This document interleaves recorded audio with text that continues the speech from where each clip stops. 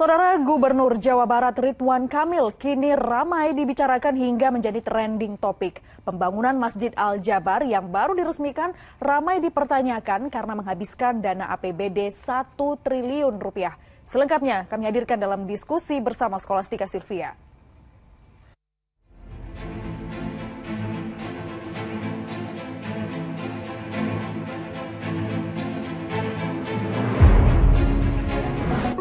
Gubernur Jawa Barat Ridwan Kamil lagi jadi trending topik. Nah, usut punya usut, usai peresmian Masjid Al-Jabar yang saat ini menuai kontroversi adalah soal pembangunannya yang menggunakan dana APBD 1 triliun rupiah. Benar nggak sih menyalahi aturan? Yuk kita diskusi.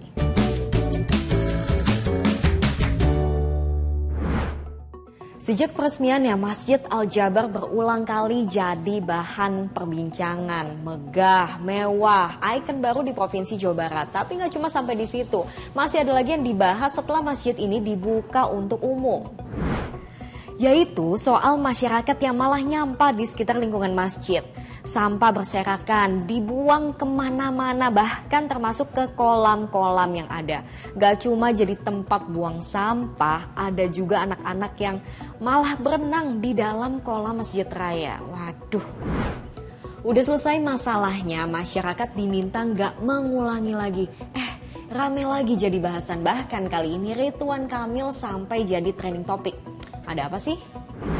Ini awal mulanya warganet mempertanyakan penggunaan dana APBD Jawa Barat 1 triliun rupiah untuk pembangunan Masjid Al-Jabar.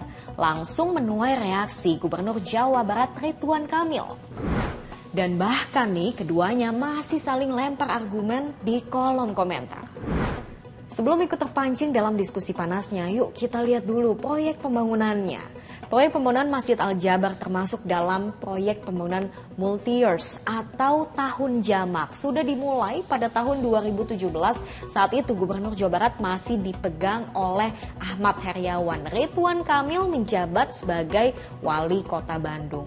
Dananya diambil dari APBD Jawa Barat tahun 2018, 2020, dan 2021. Nah terus gimana sih aturan penggunaan APBD untuk pembangunan rumah ibadat? Kita lihat dulu dasar hukumnya, Peraturan Bersama Menteri Agama dan juga Menteri Dalam Negeri nomor 9 tahun 2006. Di pasal 26 ayat 2 menyebut pengaturan pendirian rumah ibadat di kabupaten kota didanai dari dan atas beban APBD kabupaten kota.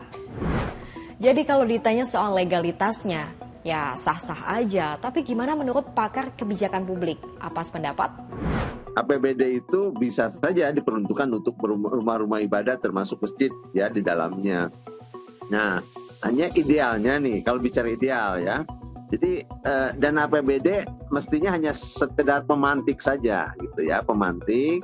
Kemudian berikutnya misalnya dari berbagai komponen masyarakat ya, bahu-bahu antar umat Islam membangun masjid itu jauh lebih elok. Nah, lebih elok ya. Meski begitu dari sisi regulasi sebenarnya tidak salah karena APBD ini juga disahkan oleh DPRD.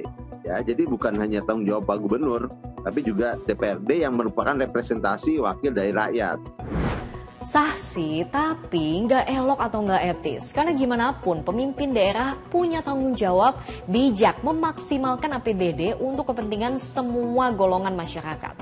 Karena APBD itu bersumber dari masyarakat banyak gitu ya. Jadi idealnya memang peruntukannya tidak untuk satu golongan tertentu gitu. Kalau kaitan dengan Masjid Al-Jabar itu kan berarti hanya kelompok agama tertentu kan, dan itu bisa menimbulkan kecemburuan sosial bagi penganut agama yang lain gitu. Karena apa? Karena sesungguhnya di dalam APBD itu adalah banyak pihak-pihak yang artinya masyarakat yang beragam itu membayar pajak gitu.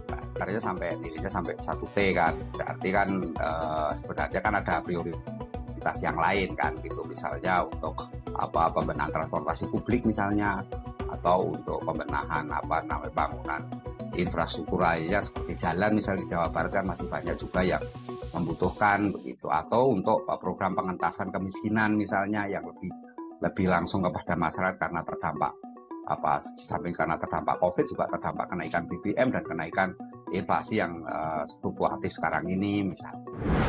Pembangunan fisik memang sering dikaitkan dengan kemajuan satu daerah sampai keberhasilan pemimpinnya. Tapi apakah ini jadi indikator daerah maju?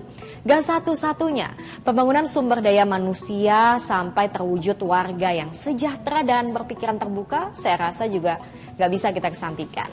Makasih udah diskusi.